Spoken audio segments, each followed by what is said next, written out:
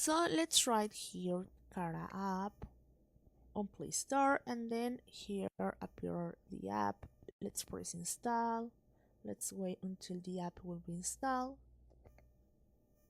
Now let's open. Now let's sign up here. Let's press sign up, and now you can use your Google account or your email address. So let's try our Google account,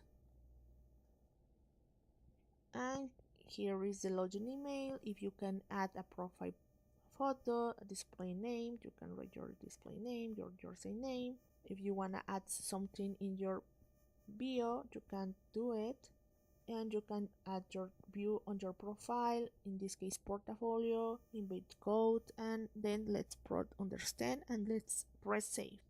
Let's wait, and here it's the home about Cara. You can use what you want, we can do it, the following, the latest.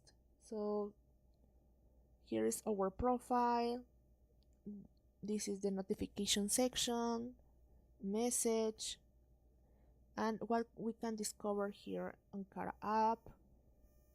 As you can see, there are many pictures. And well, thank you for watching, and remember to subscribe and give like to the video.